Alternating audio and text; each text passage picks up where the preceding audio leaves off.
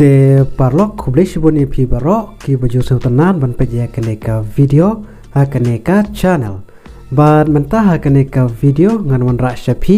ya ki job notification balapnai da ka office jongka district mission coordinator SSA West India Hill namta ki post jong ki pion kom multitasking assistant te peja kaneka video hadu banda kot ngan batai detail load ha kaneka video te parlok ada pidei iba dan thamai ha kaneka channel sengau ha banai like ya kaneka video bat kum juru ban subscribe ya kaneka channel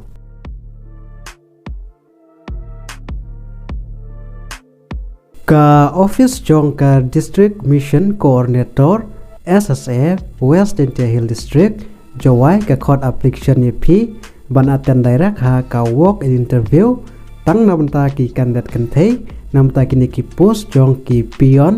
kom multitasking assistant bat katarik long interview kadai ha ga kasantrik udi sembar arjar arfulai te sawon peja kini ka video hadu banda god te namta ki post jong ki pion kom multitasking assistant ki nampak ki post ki belat kron tangkawai bat ha ka age limit kadai kat pra hadu live arsnyam karta bat namta ka relaxation part Sansnam namta ki SC, ST kandidat. Bat namta ka kan pule ki shame ki belapendap ya ka kelas telpas na keno-keno ka recognize board dan institution. Bat hakas lekan proses kadai lengba ka interview. Bat namta ka application fees nil omdon. Te kumno fill up apply namta kini ki post jong ki pion kom multitasking assistant job vacancy.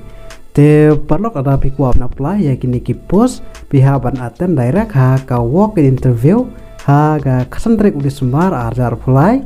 ha ka por kandai teng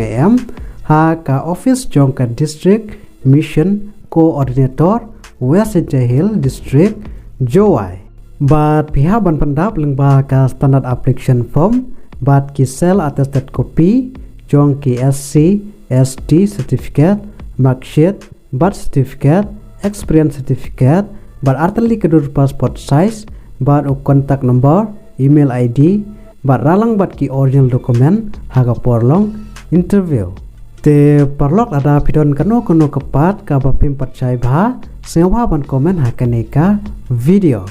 Te perlok ada episode tenat ya kum kini kijaj video, sewa ban ilat ya kaneka video, bar ban share segi perlok ki jongpi, bat kum juru ban subscribe ya kaneka channel Kublish Bun.